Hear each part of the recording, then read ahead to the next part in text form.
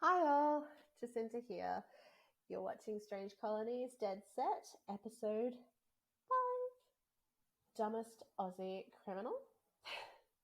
I get the feeling I'll be able to make a few of these because there's quite a few I've seen just at quick searches that I could pull apart and play with.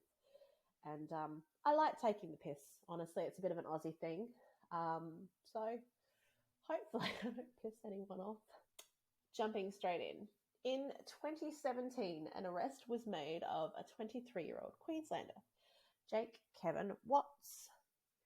Justice Duncan McMeekin described the incident as almost comical if it wasn't so serious. So what did young Jake do? So Jake's from Rockhampton. It's a Queensland town. Apparently, it's known for its high drug and crime rate. This is according to a brief Google search. I've never actually been there myself. I didn't actually search for the crime rate initially. I just searched for Rockhampton, and the crime rate was mentioned on the first page of results. So, yeah. Jake went to, I don't know how to pronounce this, Emmaus College, a local private Catholic school. And a quick glance at his socials prior to 2017 showed a pretty standard Aussie country boy into like four-wheel driving, hanging out with mates, drinking, bikes, being a bit of a tool, if I'm quite frank. It comes with boredom, don't get me wrong. Despite Rockhampton being like the fourth largest regional city in Queensland, it's still regional. So don't judge too harshly on that front. I get it. I've had plenty of time sitting around drinking when I was younger as well. According to Jake's lawyer, he'd been introduced to pills pill form of methamphetamines a year prior to the incident at a Rockhampton club. Now, in the year that would follow, Jake would spiral completely out of control.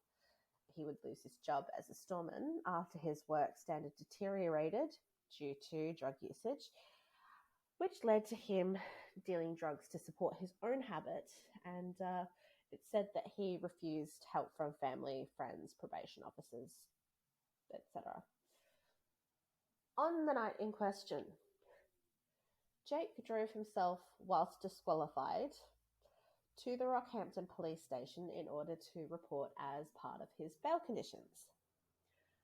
So he parked the car nearby, being a bit shady, quite frankly, stashed his keys in a nearby garden, but he was spotted by the articles report it as a conscientious member of the public who thought it was like super suspicious that this heavily tattooed guy was ditching his keys and heading towards the cop shop. So they retrieved the keys and followed him to make a report. Whether or not it's someone who is genuinely concerned or if it's someone who is just a bit of a Karen who just saw tats and went, oh, well, that's, guys, it's probably the key toss. But they did actually mention the heavily tattooed part in the newspaper, so I don't know. The police followed up on this immediately. They searched the vehicle and found, this is 20 grams of methamphetamines, 7 brass knuckles, a self-loading firearm, a handgun, 2 vials of steroids, estrogen, and 2 gun magazines. I'm not sure why the gun magazines were mentioned, but they were in there as well, so I guess mention it. If they mention it, I mention it. Sorry. Why? Jake? Why? I would actually really appreciate if you could answer this one for me. What were you thinking, bro? Like, why? When he appeared in court, Jake pleaded guilty to drugs and firearm charges, and he was sentenced to 2 years in prison. And he was also disqualified from driving for 2 years and disqualified from holding a firearms license on application from the prosecution. I would love to say that I hope he learned his lesson. But based on the social media updates, because I did do like just a quick sauce, it doesn't appear that he actually served the full sentence in prison even, and the few publicly available pics seem to show much of the same from before this went down. I mean, I suppose he'll never make that exact mistake again, right? But anyway, I will leave it to you, audience.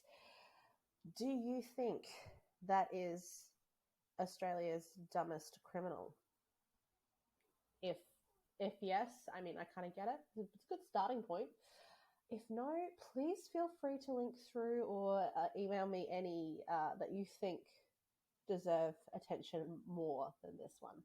Until next time, you can catch myself and Vanessa both singly and, you know, as a duo on Instagram at Strange Colony 2.0 or Twitter at Strange Colony. And our email address is strangecolony@gmail.com. If you've enjoyed this little bit of a moment, feel free to like and subscribe. And please feel free to comment. And seriously, like Jake, if you see this, please, you've got to tell me what was going through your head, man. You've got to tell me. I need to know. Okay? In the meantime, stay safe. Stay sane. I love you. Bye-bye. Mwah.